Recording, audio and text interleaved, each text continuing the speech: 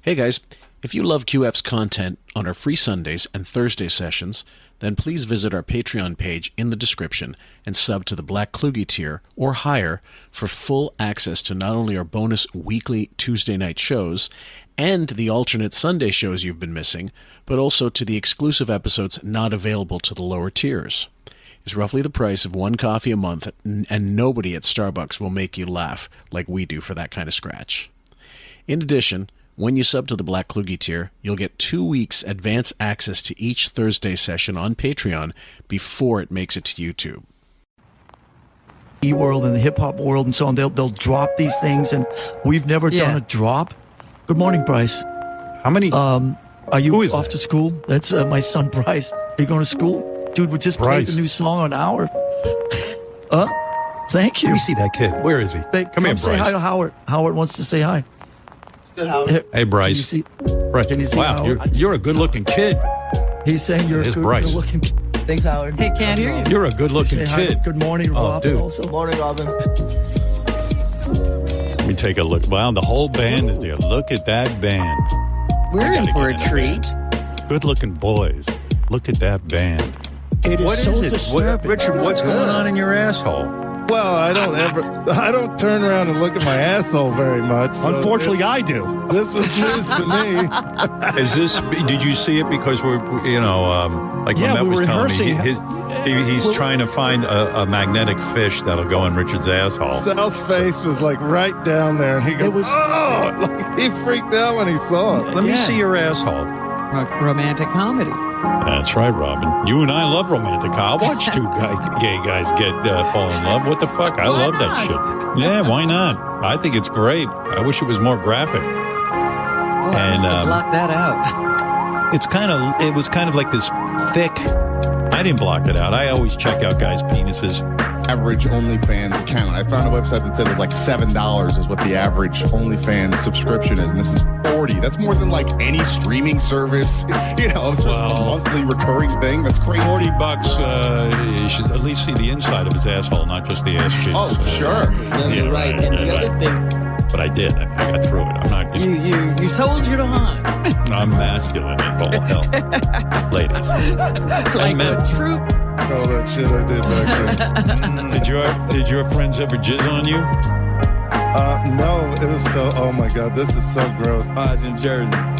Is that what you wear, Nick? Magnums? Is that your brand? I think that. Be honest. Seriously. That is the one I prefer. You are something else. Those are the ones I prefer. You prefer them because you're so fucking big down there. Jesus. Magnum is for guys who are extraordinarily big. I don't know what you want me to do. I mean, I can't imagine, with your 9 inches, I can't imagine any woman ever leaving you. I mean, honestly, it's amazing. I do get... Welcome, ladies and gents, to QF, a podcast about Howard Stern, except this time it's about Miss Robin Quivers. I'm your host, Fillmore, a.k.a. Jim Fix, and with me and braving through some oncoming sickness is Lady K. How are you, my dear? I am good, other than being super tired, but I'm good otherwise. Thank you. And this hopefully will give you an injection of adrenaline when we read about this, action junkie, Robin Quivers. We're on page 98, guys, at the bottom of the page. If we remember in the last installment, Uncle Leroy had just passed, and Robin dramatically explained that the one person that loved me, who truly loved me, was dying. And I'm thinking, was he important because he loved you, or that you loved him? No, it's more important that he loved you. Yes, exactly. So it says it continues, and then we've got a fair bit of reading to do before the audio, so bear with us. I went back to Dayton ready to relegate that part of my life to the back burner and get on to a more important chapter.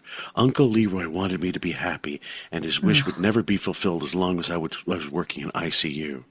Okay, so I'm sure he was on he was on pins and needles. Robin, you got to get out of that ICU, darling. It's not making you happy. Robin, my last wish here upon this earth is to see you happy and not in ICU. Robin. Yeah. So he's like the little angel on her shoulder, urging her on. This big fat angel, flashes money to store owners and shopkeepers, and like, oh, we'll treat you really good. So on page 99, guys, I had to get out of ICU. I considered the medicine practice there so low as to be dangerous. What? What the hell are you talking about? What kind of ICU would be so dangerous in a hospital, even back then? I mean, there are standards and practices. ICUs where, the level of maintenance required to keep it going is massive. Exactly. They're not going to hire some fucking dummy. Well, I guess they did. They hired her to come in there, but she's doing that bullshit of being superior to everything. Yeah. Oh, God, this is not up to my standards. And it just goes on and on and on. She didn't graduate from medical school. Right. She's acting like the head of Sloan Kettering or something. Shut up. Okay, so it says here, when I demanded a change of department, the chief nurse was accommodating. We have a number of floors that might interest you, she said and smiled. There's medicine, surgery. Where would you like to go?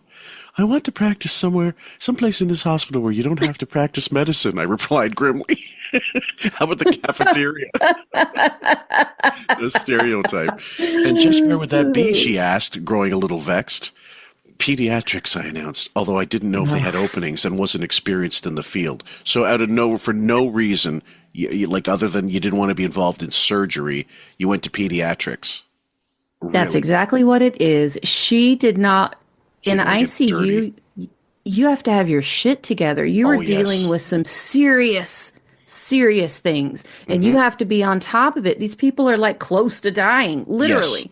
Yes. Or they're after a surgery and they're recovering, and it's like touch and go because they're trying to keep them stable until they can get to, a regular room. Yeah.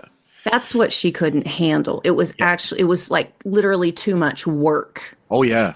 And too much responsibility. Yes, 100%. So she's thinking she's going to go do the Jimmy thing and have a bunch of little Jimmys in there, and she's just going to rock the babies and, oh, sweet Robin, going to take care of the world. Maybe if they don't. Yeah, but it's through their diaper, so it didn't hurt them. That's right. Why don't you continue from the next paragraph there? I'd done my research, and I knew that the pediatrics department was an 18-bed unit. The hospital had no pediatric residency. Most of the patients were simply there to have their tonsils yanked out or tubes put in their ears. Really sick children were sent to the civilian hospitals. If I had to work in this stupid institution, it seemed like the best place. How badly could they screw up a tonsillectomy? After all, the chief nurse gave me the job right off the bat because the powers that were still wanted to keep me happy. Oh, well, that's first of all, that's written so poorly. It's the powers that be, even if it is the past tense, the powers that were.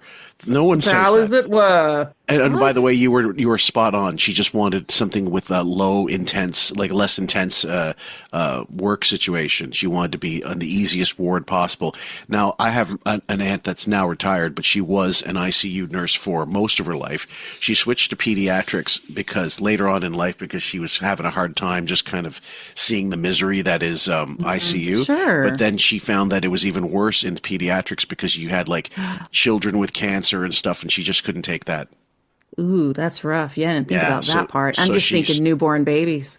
Yeah. Well, it takes all kinds. I mean, it's not always that severe, but she's, as I said, you went back to the blood and guts of adults, and she said, yeah, at least I was, because she assisted with operations.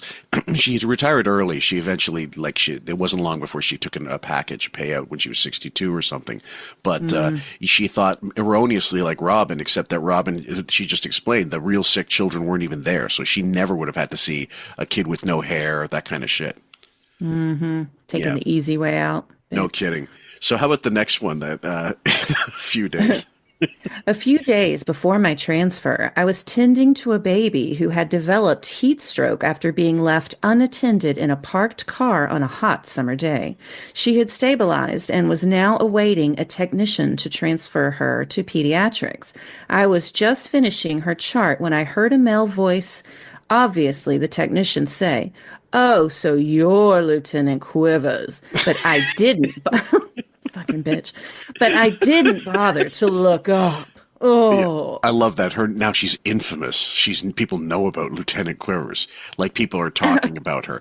Like, if they are, it's wow. You know, there's a real cunt working in pediatrics. Right. Oh, so you're Lieutenant Quivers. That's it right. Wasn't. Oh, God, she's so gross. No, I had the world's largest chip on my shoulder, and the guide's words hit me the wrong way. I preferred that people keep their distance, and here was this tech openly approaching me. Contemptuous of his familiarity, I finished my notes, hung the chart on the crib, and told him, "You can take her now," without giving him so much as a glance. What an asshole. Like, so, right, bitch. like, okay, again, she wrote this as an adult looking back, and she's writing it in that haughty tone the entire way. But would it surprise anybody to see, like, she was like that back then? I wouldn't, No. I'm not surprised. She still didn't want people to interact with her.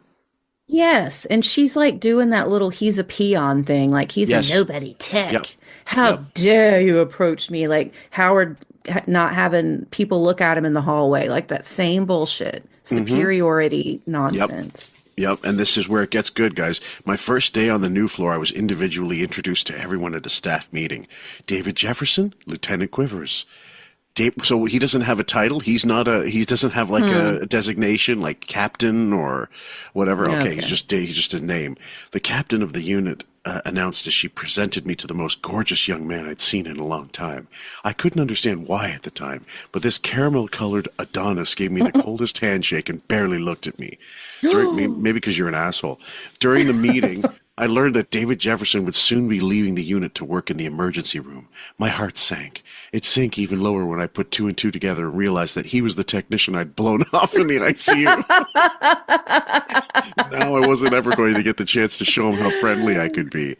Ooh, okay. Oh, God. Why don't you try the next one? I'd chosen pediatrics without much thought as to what the job would entail. My first full day turned out to be quite a challenge. The captain put me on medications, getting children to drink. Getting children So to drink. stupid. God, she is. Getting children to drink out of medication cups and take pills was no easy task. My first patient was a long-timer who was suffering from juvenile arthritis, and he really knew the ropes. He must have spotted me as a novice the moment I walked into the room. I offered him several baby aspirin in a cup. He folded his arms across his chest and clamped his mouth shut. No amount of coaxing was going to work. I walked out of the room destroyed, afraid that I've bitten off more than I could chew. So the first problem that arises, she can't handle it because this kid won't take his aspirin, his baby aspirin, and she wants to claim that this should be an easy thing to do, and you're admitting that you were completely useless your first day on the job. Yeah, exactly. Yeah, I guess that seems about right. Yeah, and she was probably also useless on her last day at her job. I'd say so, and I think the way it comes is like they should automatically know that they will do whatever I say. So the first bit of pushback, and she folds like a lawn chair. She probably got into one of those little rage things on the inside and really wanted to pick up a shoe and pop his butt. Like, I'm not kidding. I bet you $1 million she did, just like the foster kids. Yes. Just as I was about to head back to the nurse's station and throw in the towel, another technician, Reggie Small, showed up. He noticed my distress, and when I told him my problem, took the cup, went back in the room, and demanded in a stern voice that the little boy take his pills. Without a word of protest, the kid grabbed the cup and gulped down the pills with a grin. I promised myself never again to let my compassion for sick children get in the way of doing my job. She's passing it off as compassion.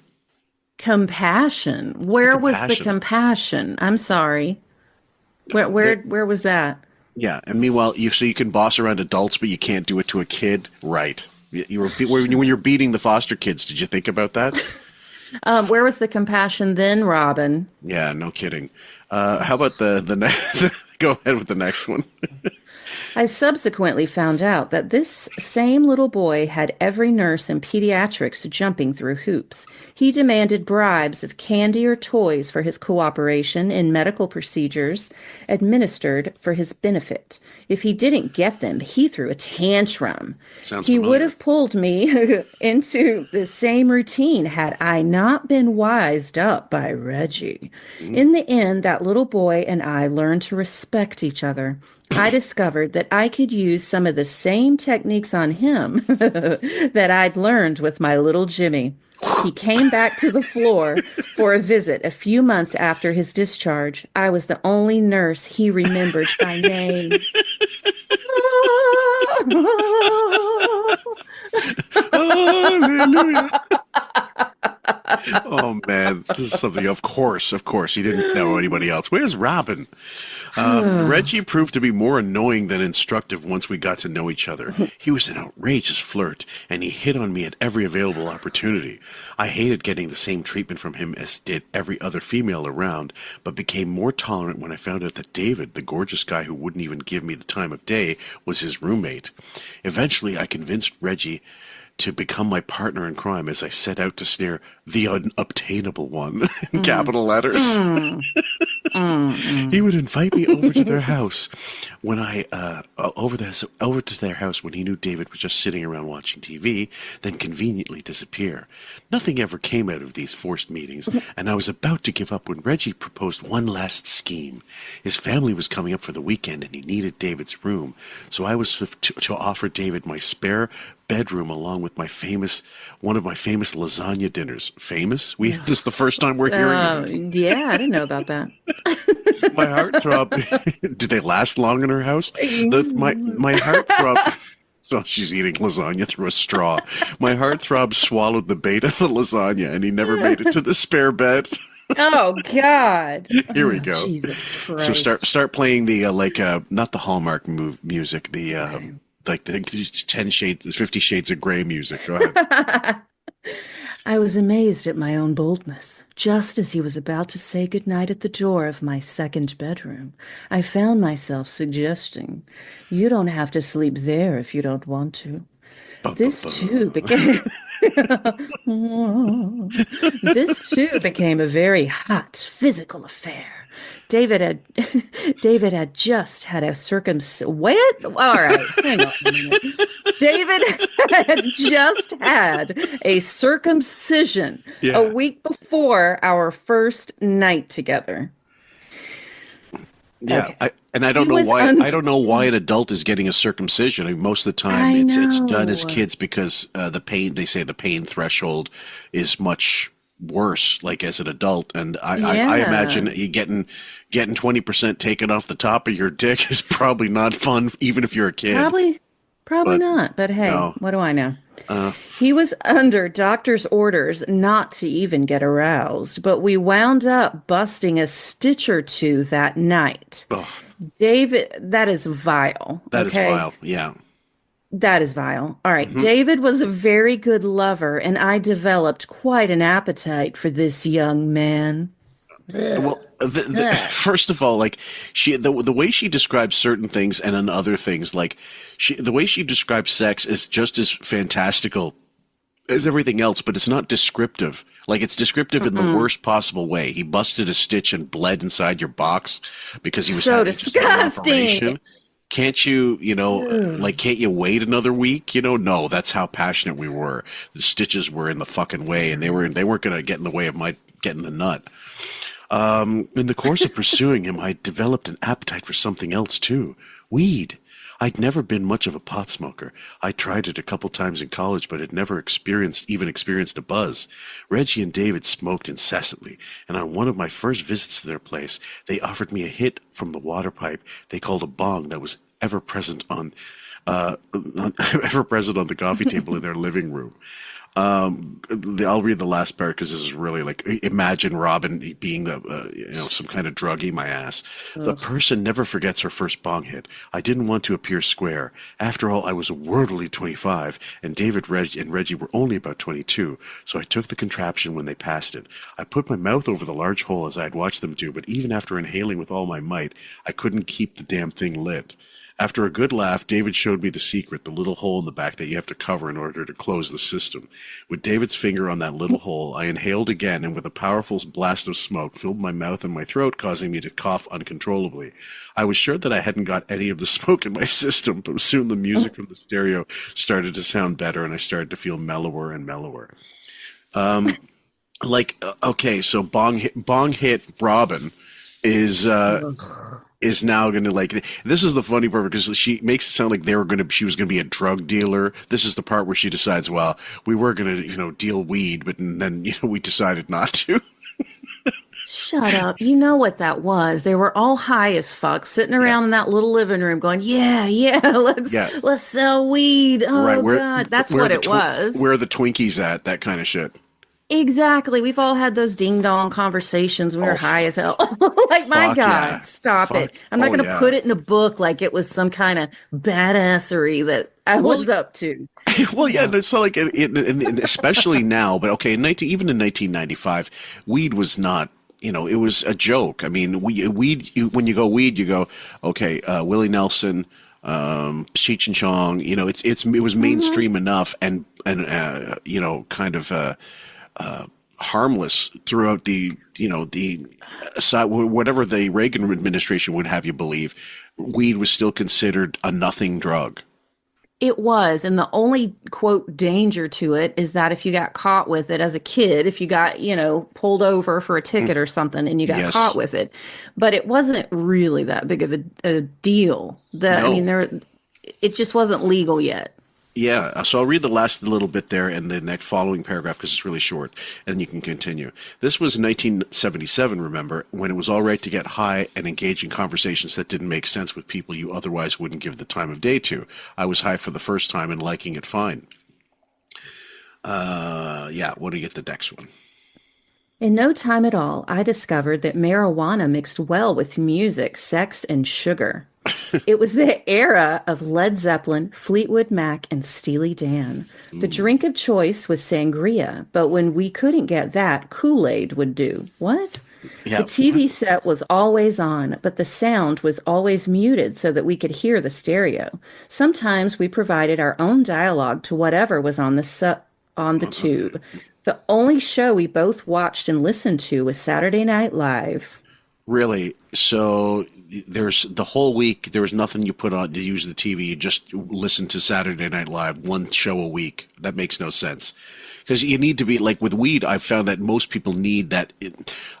They definitely need stimulation in some way. Like if the music's got to be on. If the music's not on, the TV's got to be on something, or people got to be there and drinking, of course. And when she says sangria, sangria is a combination of wine and what else? Yeah, it's like, I've made it. It's a little bit different, but it's it's wine is the base, and then you add fruit juice. You can add a little bit of another kind of alcohol or club soda or something like that to give it a little fizz. Like there's all different types of it, but it's an alcohol drink. So why she said if they couldn't Kool-Aid. Get that Kool-Aid, what? One has nothing to do with the other. Kool-Aid is used to mix to make colored whatever, but ultimately sangria just basically sounds like a glorified boozed up punch. It is. It's exactly what it is. Yeah. But so why would you say Kool-Aid is colored powder and sugar and water? That's it. Yeah. I mean, unless they're putting vodka in it, like what are you doing? Is she a Jonestown? I don't know.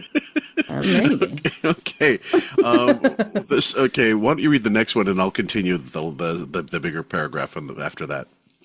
What amazes me to this day is how David and Reggie managed to pass their mandatory drug tests. They were non-coms. I was an officer, which meant that I was on the honor system. Unless I did something really stupid, I didn't have to worry. My superiors never seemed to notice that I was wearing dark glasses to work. I didn't generally come to work high, but I wanted to hide my pupils just the same. I sort of liked being a druggie and getting away with using illegal substances when the Air Force was so dead set against it. It's certainly possible that I unconsciously wanted them to catch me. First of all, subconsciously, not unconsciously, but, what does she know? Unconsciously. And a druggie. She makes it sound like she was fucking arty, coming in with heroin. Anyway, it's just, and this is the key thing. So when she's going to go into, Summit soon. We're going to discuss her talking about her molestation to one of the people there.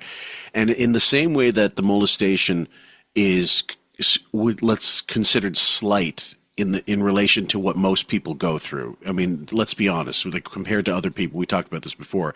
It's not it's as bad as it is. It's nothing compared to what most people have gone through. Sexual molestation stories go. Just like that, this isn't much of a drug story. So it's enough to, like, she's dipping her little toe in it just to show you how much of a maverick she is.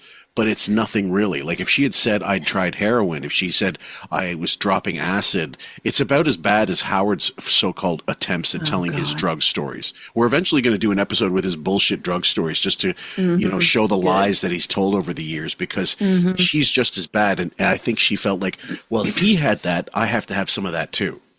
Of course, she was trying very, very hard to make herself out as this cool ass rebel. You know what? I don't know. Maybe you're a pothead. That's not the same as a druggie. No. Like this just dangerous druggie. Oh, I mean, we said it. She says it here. Music, sex, and sugar. So they were all getting high, laying around, flopping around as most people do when they're smoking weed, and they were eating and laughing and watching TV. Like that is not a hardcore criminal, Robin. Sorry. No, it's not a party. It's not a party person either. Like if you're taking weed and going to concerts, she's not even that social. But I mean, okay, you're in the military, you're not going to do that, but you're not going to get a lot of opportunities to do that. But it's not like they were dropping acid. It's not like they were doing coke or snorting up pills. Nothing. I think all it was is they were having a good time. Yeah. She was having a good time. That was the end of it. And that's okay. I'll give her that. I'll give her little pothead, a couple of weeks or whatever. I'll give it to her. Yeah. But you're not a druggie, Robin. No, all right. Stop. That's right. Stop. David and I didn't have a lot in common intellect wise, and marijuana gave us something to talk about, of course. So they weren't at her level, obviously. All our conversations revolved around drugs. The best high, the lack of good product. Who had the best stuff? Oh, come on. Shut up. Fuck off. We even entertained the idea of going into the drug business for a while, but only to cover the cost of our habit. Well, you're not going into the drug business then. You're wanting to get your drugs for free. That's retarded. When I actually came face to face with real drug dealers, I decided that it was no business for me. The two black people who sold us the pound of pot were hardened criminals, and I could tell that if we'd gotten them on the wrong day, or the deal didn't have to go down just this way, they could have taken our money or killed us or sold us the pot. It was really their choice in my last drug deal. Bullshit. Anybody dealing you weed is just dealing you weed. They're not also dealing coke back in the day. No, they're not. And they're not killing people for weed. Listen, no, they're not. You know what? All right, I'll say this. I have a memory of being a child, probably, I don't know, it was, I guess, in the early 80s. And my parents, had weed out, and they were, bagging it up or whatever. They weren't drug dealers or whatever, but they had it, and they would all share it among their friends. Somebody grew it is what it was. No, yes, that was illegal. It was illegal, but that's what they were doing. Sure. And it wasn't really that big of a deal. Maybe I am naive and it was normal to me because I saw it. Yes, I admit that part.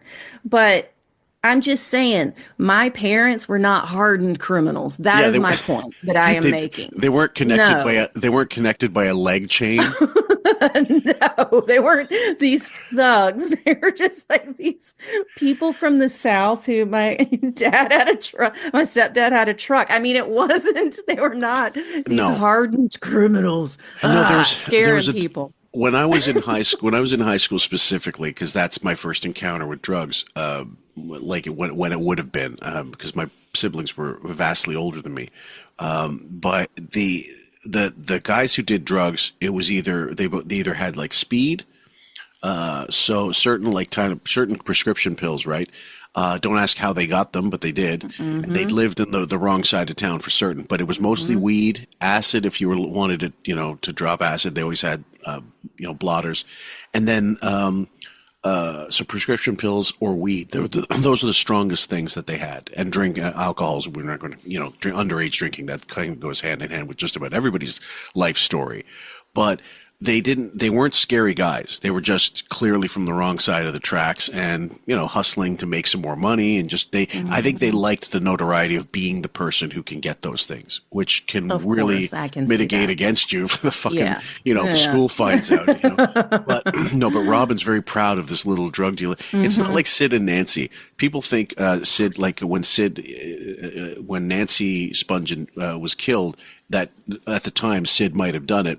And all of his friends were saying there's no way, because he was just the most, they called him vicious because it was a joke. It was ironic. He was really a mild guy. And, but maybe when he was drugged up, who knows? And they theorize, most of the people theorize, that a drug deal had gone down wrong. He was passed out. The drug dealer stabbed Nancy. She was arguing about the price, and then it ran off, took the money and took the drugs too, and just left her to die there on the bathroom floor. And I think that's probably the way it went down. But when you're dealing with heroin, that's a different level of dirtbag. Yeah, of course it is. Of course it is. And I'm not saying that, there's no hardened criminal out there in the world that, sketchy dudes aren't selling weed every now and then. But I tell you what, any I've ever come across, they've all just been like, not. Okay, it's like you said, once you step up and you start getting into the scary shit, which I have never done, that's when you enter a whole other world of people and situations and all that stuff. Yeah, I think the level of dirtbaggery, if that's a word, we're going to make it one, steps up substantially when you're dealing with harder drugs that will result in more jail time. Even back in the day, you could get trouble for dealing weed, of course, but before it became legal in Canada, you could definitely get in trouble for dealing. And I knew one guy, he they raided his house and seized $400,000 worth of pot. Now that's a different level. He was dealing, and basically he had to forfeit that. He didn't have to do time, and it was not legal. Wow. He didn't have to do time, but he was definitely he had to pay a massive fine, and he lost all this product. And I'm sure he had a lot of money invested in that too. It wasn't just he was holding on to it for somebody. That's a lot. It's an acquaintance, not a friend. But it was but even then, it was still considered so.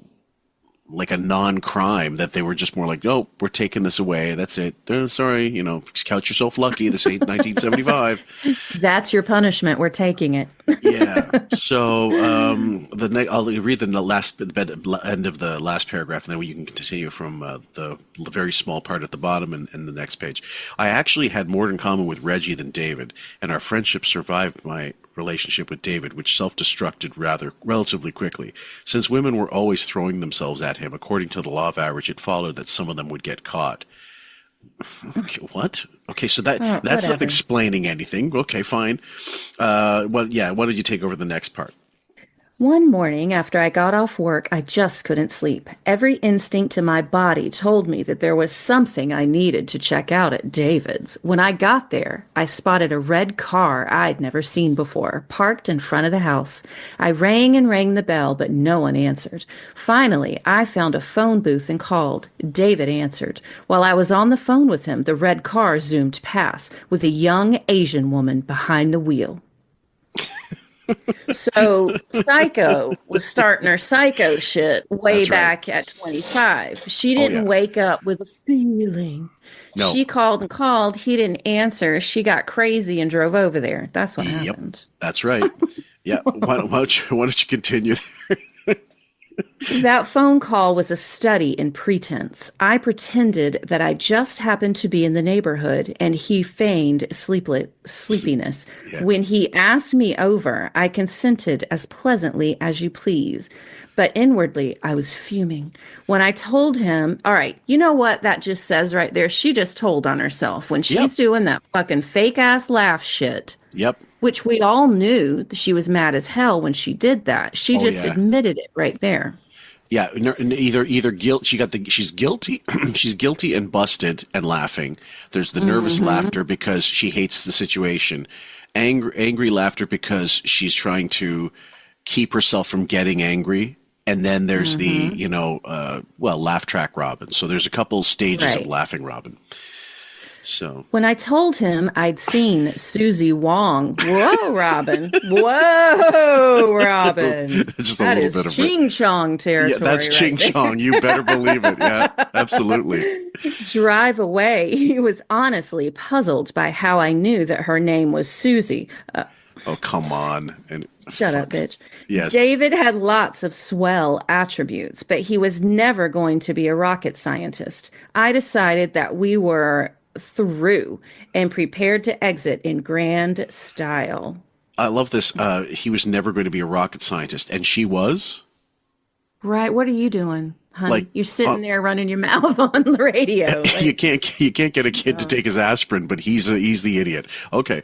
Yeah. To me, the worst part in the whole sleazy episode was that he was screwing her on the lion print sheets I'd gotten him for his birthday. I proceeded to rip them off the bed, roll them up into a ball, grasp them in my arms, announce, "Sleep with anyone you want, but not on my sheets," and stalk out, slamming the door behind me.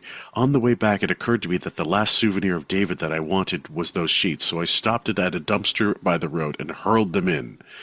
A couple of weeks without David's amorous charms, and I was missing the steady diet of sex I had become used to with him, so I took him back. Oh, God. Oh, that is bullshit. Yeah, he was very repentant and I'm sure tried to be good, but a few months later I got that certain feeling again. This time my instincts told me that he'd started sleeping with one of his friend's wives. Before I could spring another trap, he sat me down and told me that he thought it would be good for our relationship if we opened it up and started seeing other people. What a pimp. Now, look, we gotta play the field. This monogamy stuff isn't for me. He's fucking everything. Look, that moves. baby. Yeah. Why don't you read the next part? This is good. Pissed off that he would dare to dictate to me how my life should be led, I replied angrily, "I'll tell you how it's going to be. You'll see other people, and I'll see other people, and we won't see each other." Oh, God, lame. I guess that he wasn't ready to break up because he started to cry. But I hardened my heart and ended it for good right then and there. My pride left no room for sharing or constantly uncovering his indiscretions. This is such horseshit. Crying over Robin. Yeah, exactly. Yeah. You know that like 5 minutes after she left the house, he was buried in pussy. Like the way this guy sounds, like if it really happened, he was a coxman. She was just one in a line that he was, stringing along. Of course. And he was like, "Thank God that bitch is out of here. Susie! Susie, come on back. Bring the chow mein." It wasn't long after this that I remember sitting on my living room floor alone smoking a joint. I had the TV on with the sound down and the stereo blasting. What? Okay, yeah. I'd felt that I'd been sitting in that position for a year. Was I better off now, I asked myself, than I had been a year before? The answer was a resounding no. I hadn't done anything new or learned anything new. An entire year of my life had literally gone up in smoke. So I stamped out the joint and got up off the floor. It was time to start moving again. Everything is cinematic. Yeah, like maybe Rocky needs to start playing right now. Yeah, a Rocky theme, but like a drugged out Rocky theme that's slower.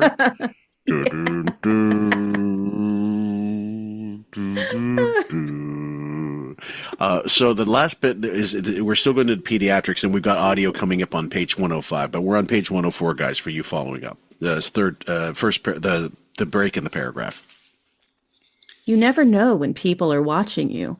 I had been working in pediatrics for about 8 months when Dr. Herrera, the head of the department, came to me and asked if I wanted to run the pediatrics clinic. He said that he'd been very impressed with my work, and even though I had less than a year left in the service, he urged me to take the job. For once, the chief nurse was opposed to my getting such a perk, but Dr. Herrera prevailed, and I became head nurse of the pediatrics clinic. What does that mean? For once, the chief nurse was opposed to my getting such a perk. If it doesn't happen all the time. You're making it sound like I get perks offered to me left and right, but normally she's fine, but this time she didn't. That makes no sense. I know that I don't know. It's some of her nonsense writing. It's really like, how would you rate this as writing? Like, forget we know about Robin. Is it like a 1 out of 10? I mean, it's pretty bad. It's down there with just utter trash. It's a trash book. Like, and I don't even mean the contents. I just mean like how the words are put together. Do not make any sense half the time. The story doesn't make any sense. You're like, what? It leaves. I don't know who edited this. Yeah, but if you were a casual fan back in the day and you decided, I want to see what this book is about, you didn't know anything about it, and you read it, wouldn't you get angry that you read this? Yes, it was like, look, say what we want about Anthony Cumia, but I bought that book like last summer, whenever his last book came out, just because I was like, what's he got to say? Like, what's he saying here? I was curious. I was like, what the fuck is this shit? Mm-hmm. It was such. Like, I don't even know what the words were. It made no sense. It was like a bunch of, I don't know that it was this, but this is what it was like. It was like a bunch of like rambling Facebook posts or something. Like, what is this? This is not a book, sir. The one he talked about, like he promoted it. It was him with a microphone in his hand, and he's talking about his life supposedly. And did he discuss Artie in the book? I think he did a little bit. I don't remember exactly. I know he discussed John and like, but all these stories had been told like 100 times. There was nothing new in there, and they weren't told well. So he was repackaging stuff, but poorly. Yes. Okay. Yeah, well, that makes perfect sense, because he wasn't. He's clearly got major issues, Cumia, and not just the least of which is he's a fucking flat out racist. But the fact it surprises me that the book wouldn't be put together, because he did at some point put together his own network, not free of Opie, and it takes certain and I'm not going to say A-type person, but yeah, you do have to have a dedication to get it started, to run it. It sounds like it was hubris that made him release this, and he just took like transcribed audio he'd already said on the air and gave it to someone here. Put these stories together like Howard put Private Parts together. I mean, it might have been that, but it almost to me came off like he actually wrote it and couldn't write. That's bad. That's really bad. That's how it came off to me. Because when he's able to discuss certain things, like aspects of his life in the business, he seems like he's got it like he speaks it fairly well, like fairly concise and fairly informative in a way that sounds like he knows what he's talking about. But you'd think he could translate that to writing, no? Right. I guess some people don't have both, like don't have the communication vocally and written, because, he's somebody I'm very torn with, because I actually like his personality and I like the way he talks, and he has to be somewhat intelligent to put everything together like he has, whatever. Now on the personal side, no. And that's where I'm like, Well, go ahead. Even with that, it was very surprising. It felt like he did one of those self-publishing things. Yes. Like he just plopped it together himself and just did the whole thing. Yeah, it wasn't good. So I take it you're not going to buy the Grillo book?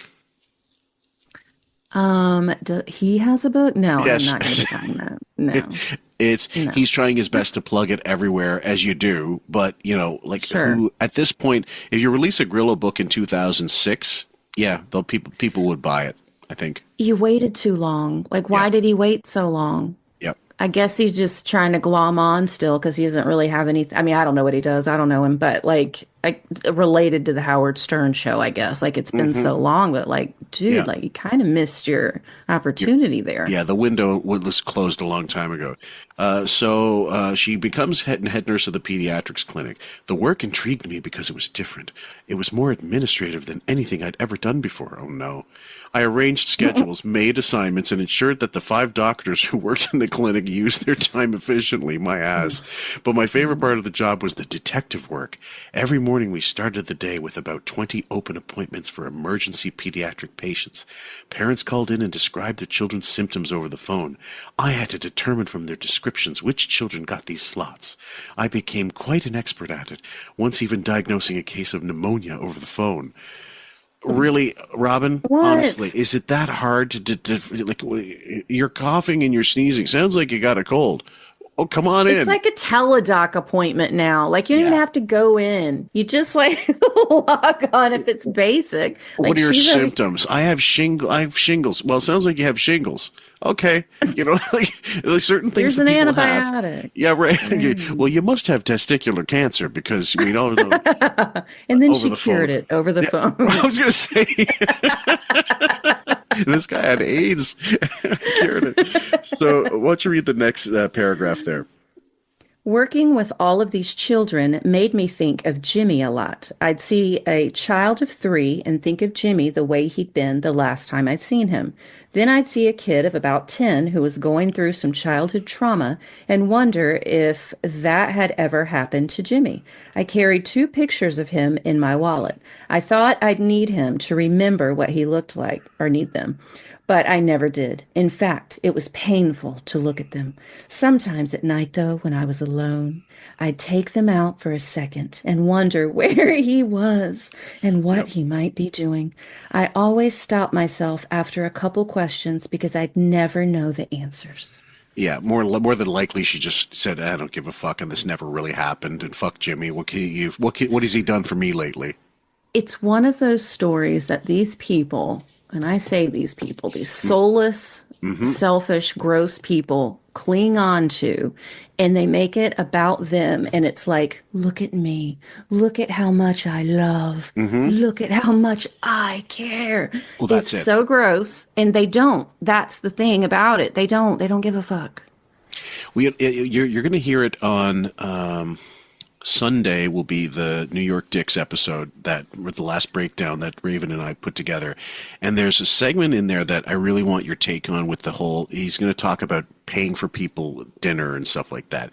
And there's certain things of largesse that people do that is either legit, like generosity, and people want to do it. And then there's people that do it for ulterior motives to look like a big shot. I have a cousin who would do that all the time. Like, he really would throw money around. He carried a wad. He didn't carry a wallet. Now, I take that from him ages ago. I don't carry a wallet, but that's because they don't make wallets like I used to like anymore, the style with the money clip.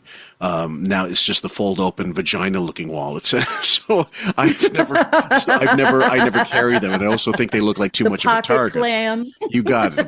You got it. So, exactly.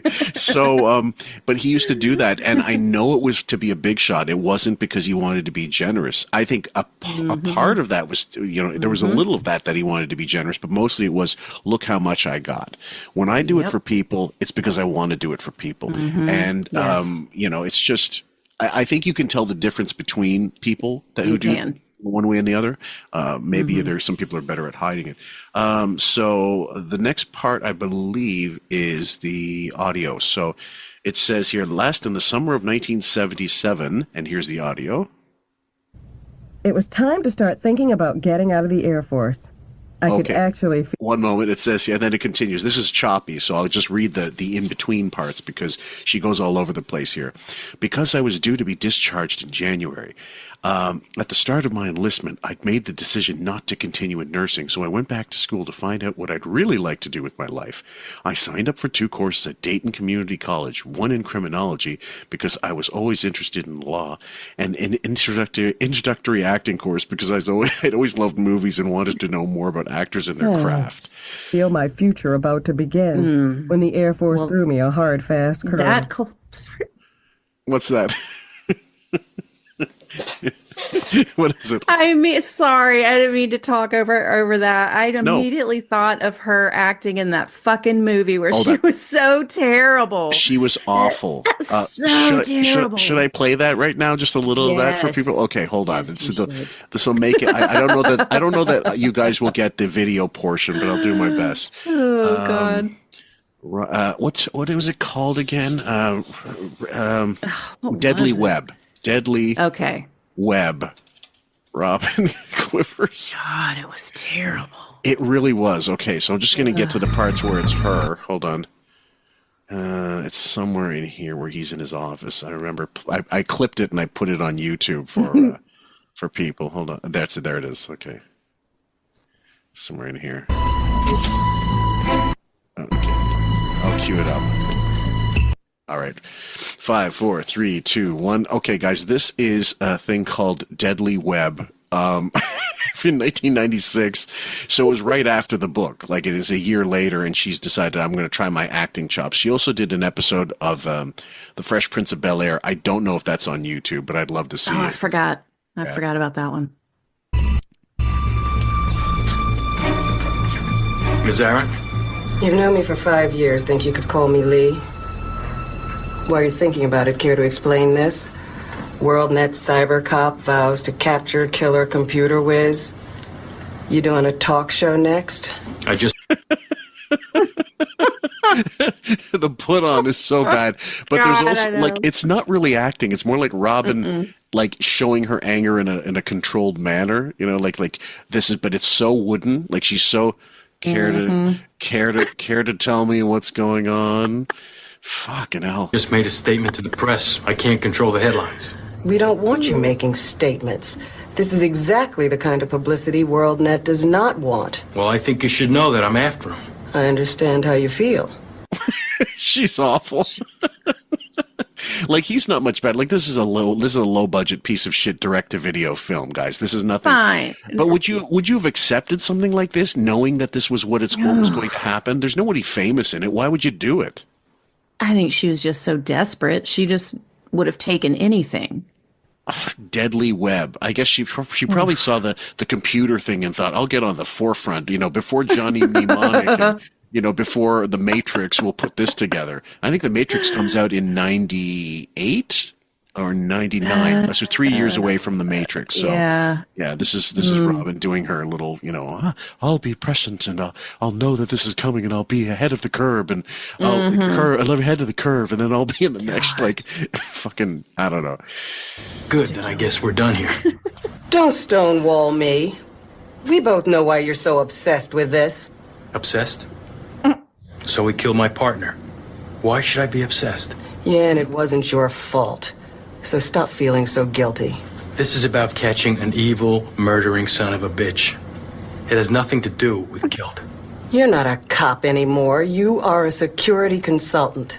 Let the FBI handle this or I'm going to have to fire you. Am I clear or not? Perfectly clear, Ms. Aaron. Good. That's about the only thing she can nail. Fake, like, bottled anger. Yeah, really. Is she worse or better than Howard? Just out of curiosity. Like, Howard had to play himself and he sucked. God, I don't even remember him. I don't remember him. In Private Parts. Know. That's I know. how bad he I don't was. remember it. Yeah, I guess so. Okay, like, I remember I've seen the movie several times, but I just don't really remember him. Hold on. Either let's way. See. I don't think that's good. Private Parts scene. Okay, I'll pick something random. Okay, the rating scene. No, WNBC. Okay, this is him. Howard, the way we work here at NBC is a more professional manner than you're probably used to. Now, see, I don't care about what you did down in Washington, because that's chicken shit radio. Here at NBC, this is real. Could he look? He looks like he's trying to. They put him in a Reba McEntire wig, and these. Here's your one chance, France. and he's so made up and looks like such a freak. And if just right there before he starts, do you see how uncomfortable he is just sitting there, like, kind of fidgeting? Probably used to. Oh yeah, when he first sits down, he's like, he's doing all these moves, getting settled. Like, yeah, he's not. You can tell he's not comfortable, and that's not by accident here. Nothing. So that wig is atrocious. Yeah. You mean practicing here now? You're not going to get bashful on me now, are you, Howard? Okay, you ready? The way it's said properly is WNBC.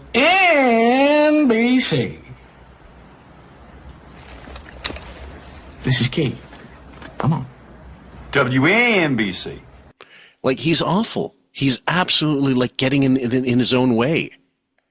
This movie sucks. And I don't know that I realized how bad it was. And I will say this. This is shocking. Go ahead. I would probably sit and watch Robin's movie.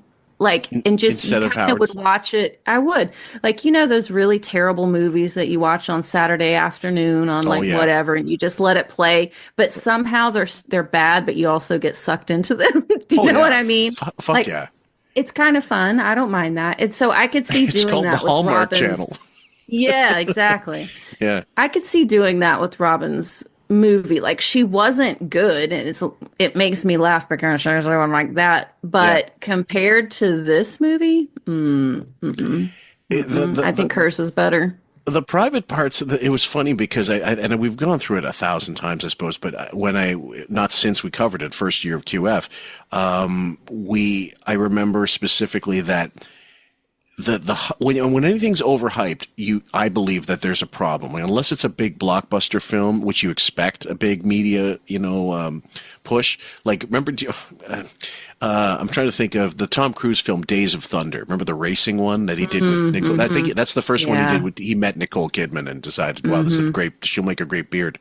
The promotion for that, because it was a Jerry Bruckheimer and Don Simpson film, they did Top Gun with him, was over the top. I remember seeing full spread ads constantly for the week it was going to be released. And then it bombed horribly because it wasn't a good film and people didn't want to see him racing. And also, when you got him in a race car, you don't see him. You're actually covering up his face. Right? But then Burger King had this big promotion, Days of Thunder. And I remember thinking, this is over the top hype for a film that they know is bad. So they're trying their best. Even as a kid, I was 15, but I remembered thinking, they know they want to collect their money in the first 2 weeks. Otherwise, they're not getting it. That's funny. They were like trying to do that subliminal messaging or whatever. Let's force everyone to think that they like this movie before they've seen it. And Private Parts got the same treatment, and it was released at a time when you don't release big pictures in the spring. Like, so the Oscars are over. Like, all the big Oscar films have they've done their promotion until like the winter, and then now you go into the summer's coming, but it's not there yet. So in May, quiet time, a really dead time in movie theaters, and they released Private Parts, and it bombed. I mean, it did bomb. There's no two ways about it.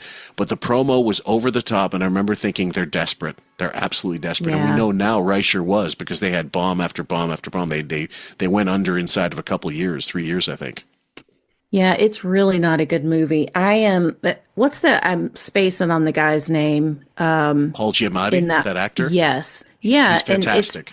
He is fantastic, but even in this, it just shows you when you are surrounded by trash, you're brought down to the trash level. Because I don't think he was particularly very good in that scene either.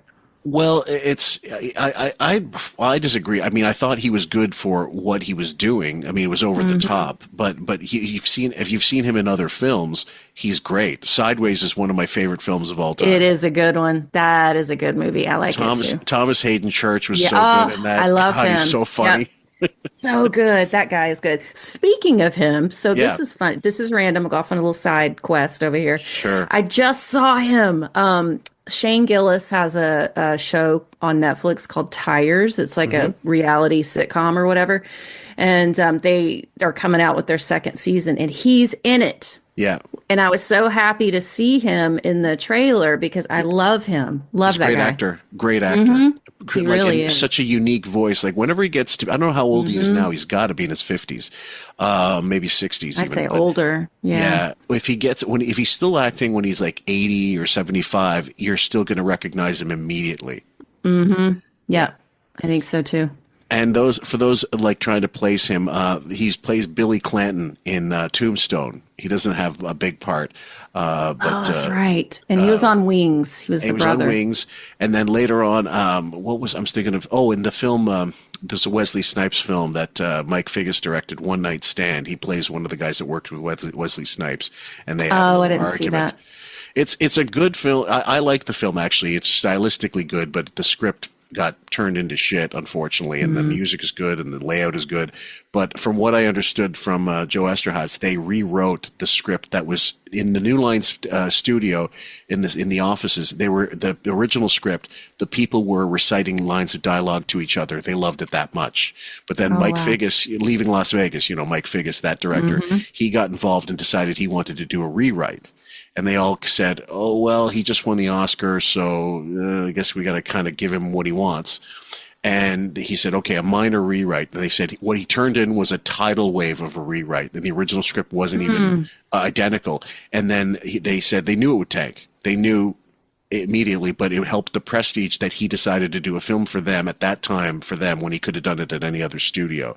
So they said it was something that happens when, like, you get the director, it's a coup because you got this hot director, and even if the film was a bomb, it ends up making your stature look that much bigger.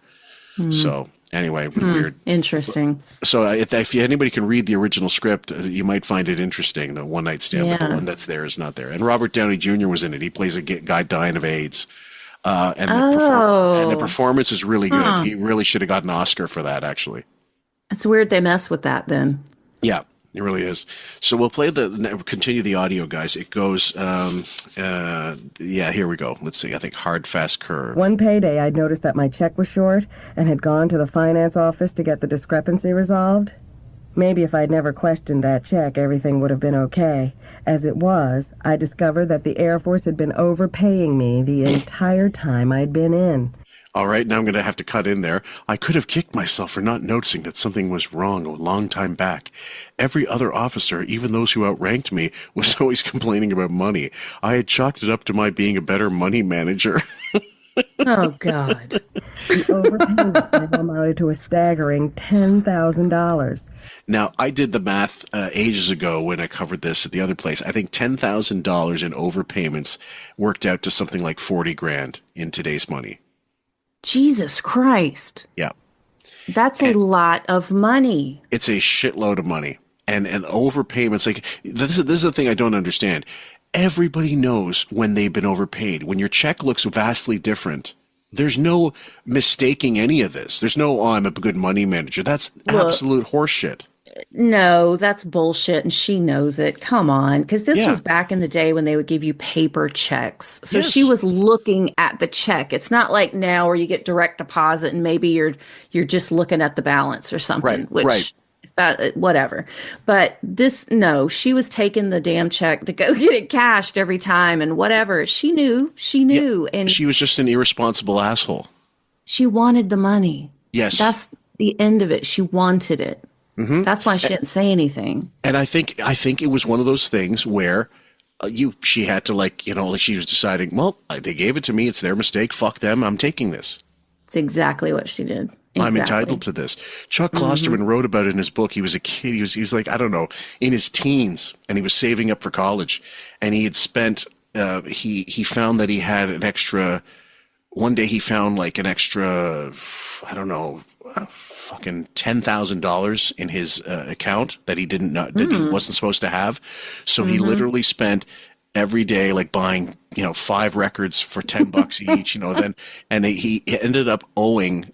He had to spend all of the money he really did eventually save up for college to pay back this bank. He said he could have easily gotten, if he had a lawyer, they would have said, no, it's not his fault.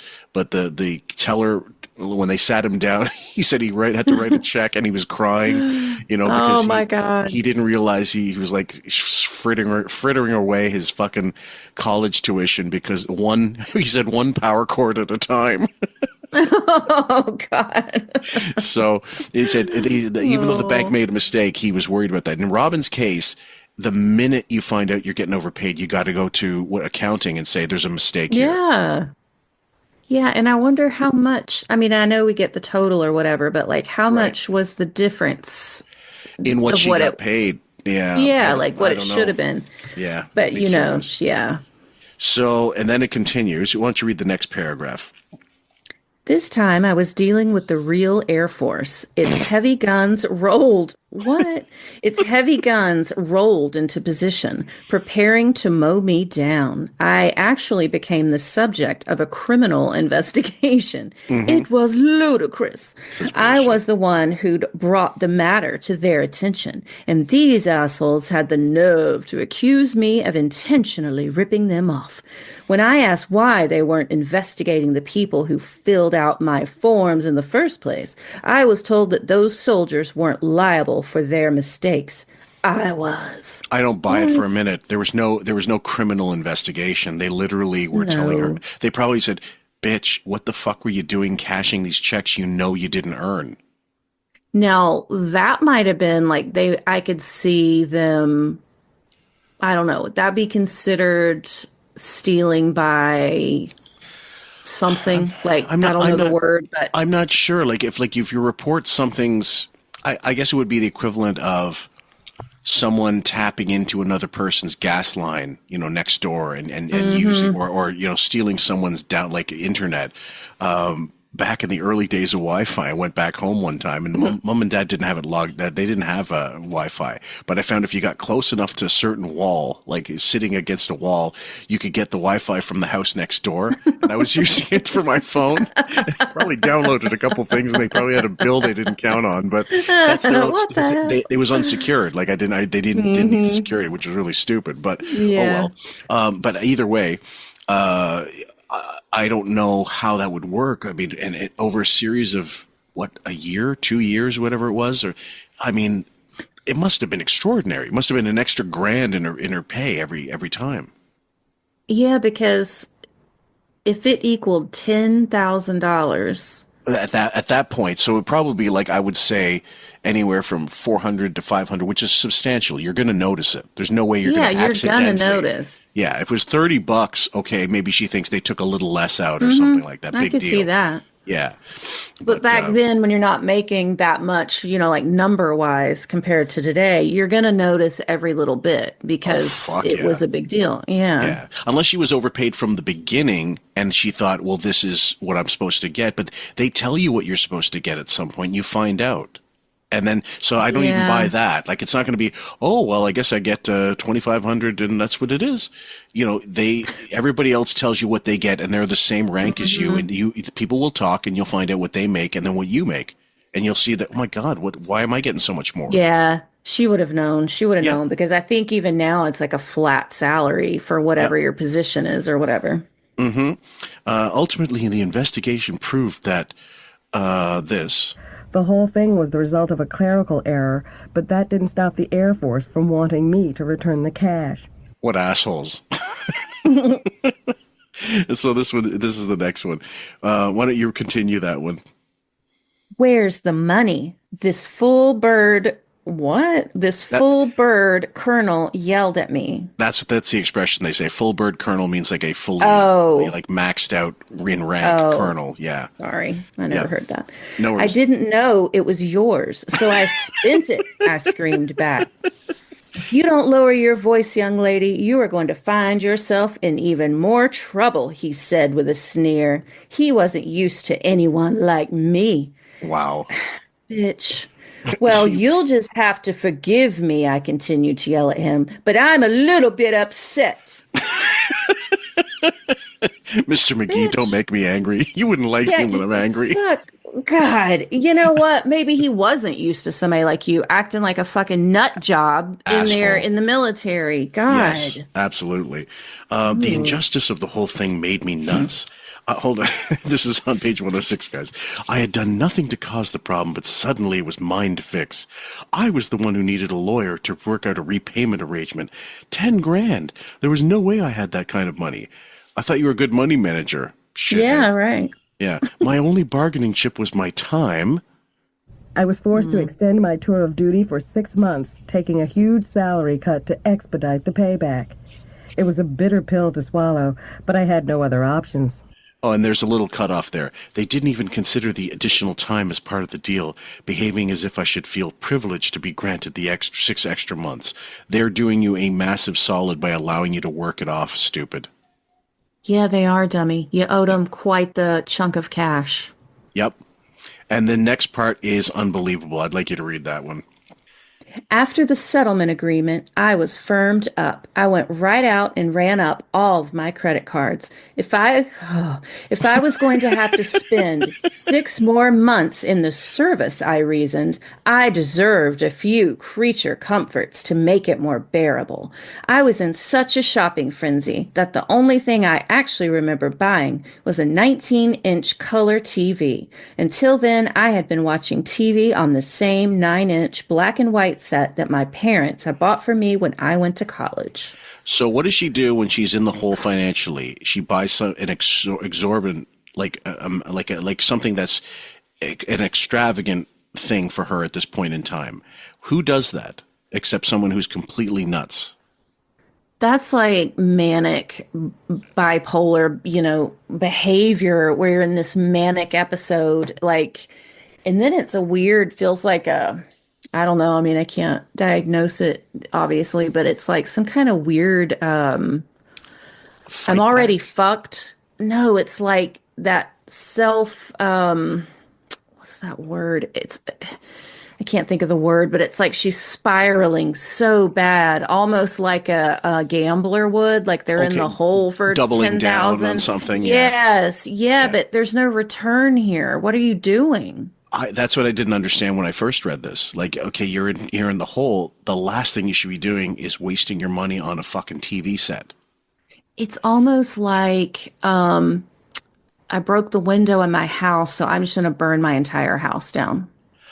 Or okay, let's someone who's trying to mind their diet and they have a sip of Coke somewhere. I don't know, like a fountain drink. Someone gives them a sip of their drink, and all of a sudden they decide, well, fuck it, I may as well have a burger now that I had that. And they decide, well, okay, while I'm having a burger, hey, that pizza looks good. Let's get that too. You know what? This would be really good if I could have a tub of ice cream to wash this all down with. So you're putting yourself in this position where you didn't have to. You take a step back, go forward again.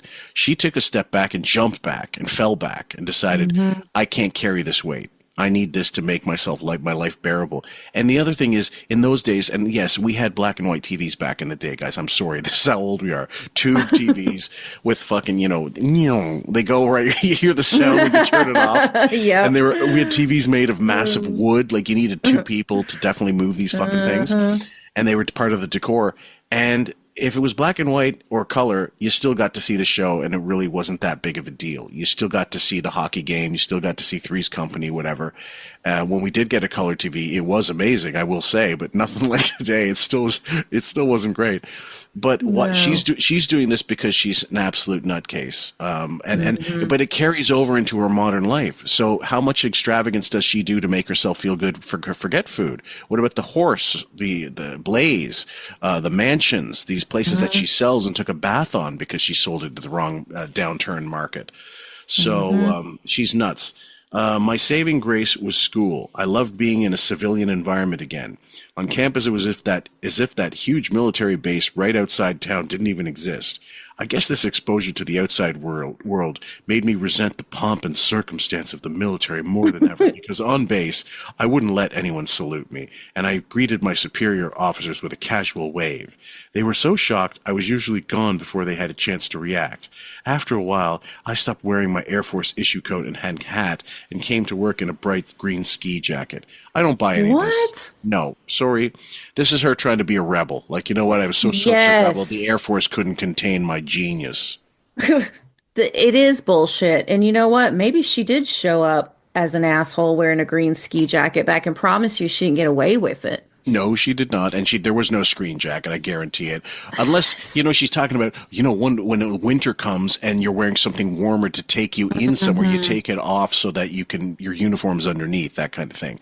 But I've already talked to military people that are connected to QF, and they said there's zero way, even at the Air Force where it was more lax than the Navy or the Marines. Even if it was more lax, there's no way she would get away with not saluting superior officers. I don't believe that either, because this is a blatant aggression. This is like a challenge. This is like I do not believe for a second it just got casually glossed over because I guess everyone was afraid of her. Is that what she's saying? She's so cool and whatever. And we won't read the next paragraph because it's all about her, joining a theater group and helping a fall production of Midsummer Night's Dream. But we'll continue with the next page, 107, because it continues the audio. I never got to find out what it was like to be on stage, though, because rehearsals started after January 11th, 1978. And this is odd, what dates she remembers, but other times the dates are completely obfuscated. Mm-hmm. And so here's the audio. At that point, my life began to unravel completely. I stopped seeing people and stopped paying bills. My phone was eventually shut off. For the first time in my life, I couldn't manage to do anything. Okay, so why don't you read the last bit there and then stop it from couldn't finish my shift. The first outward sign that something was wrong was the sudden onset of chronic lateness. Okay. I actually caught myself waking up early one morning to turn off my alarm clock before it rang so that I would oversleep. I had to move it across the room so that I'd be fully awake when I turned it off. Even when I did get to work, I couldn't finish my shift. I'd burst into tears. So that's with the little audio we have left there. Hold on. I'd burst into tears at the drop of a hat. Okay.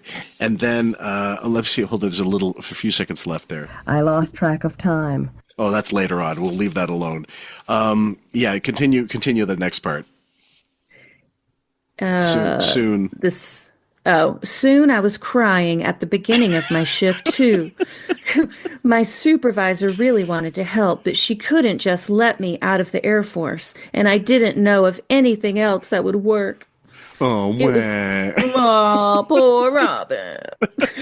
Why don't you finish that last little bit, and then we'll wrap it up. It was the 15th round, and I was down for the count. The first time I'd ever been knocked down by an opponent. Oh, the referee had started the count, and I didn't know if I'd make it to my feet in time. So this is yeah, I know. This is really okay. This is the thriller. This is the fucking idiot in Manila. The thing is she talks about the chronic lateness. That's something. You remember the Cleveland book signing? Mm-hmm. Yep. This is a good point. This is queen shit. When she doesn't want to be there on time, she chooses not to be there on time.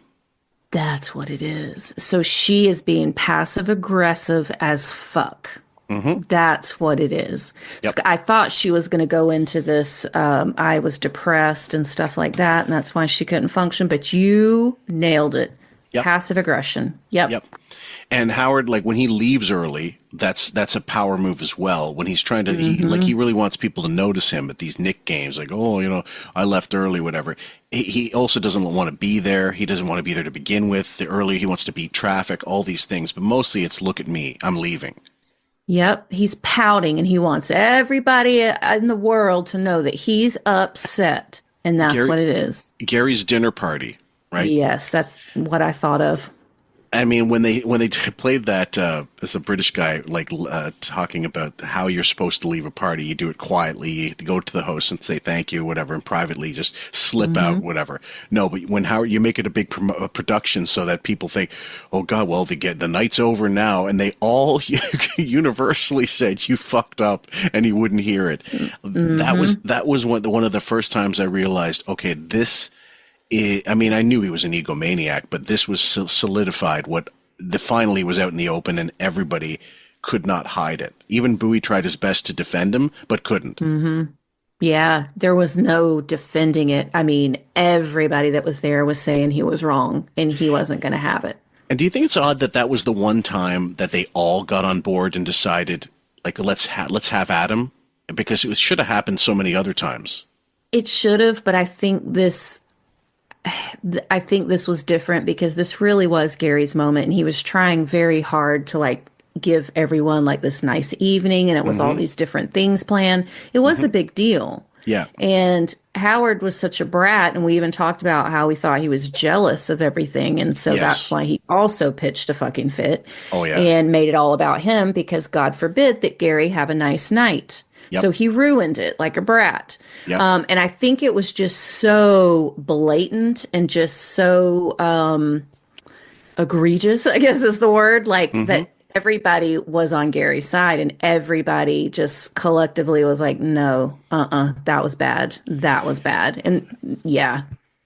I think it was simmering. Like, they would have wanted to do it for a lot of other things, but they all decided this is the moment, and they instinctively knew, now we can do this. We can actually go after him and fight him and win. And the fans were on their side. Everybody was on their side. No one defended Howard. Nobody. No, they sure didn't. And they were all there together. Like, everybody was there, except Robin, but even she wasn't there and said he was wrong. So. Yeah. And Beth got on the phone and told him, like, exposed him for lying outright. Mm-hmm. Yep. And she was embarrassed. And so, yeah, that was a good one. That was a good one. Anyway, guys, we are done this episode. Sorry, it's a little shorter than normal, but I wanted to make it a decent enough length. But do you have any musical requests for this one? The last one, I can't remember if you got the last one, but if you've got something in mind that you can think about, because this is all about money matters or something. Money. Oh, that's so funny. I was actually thinking of that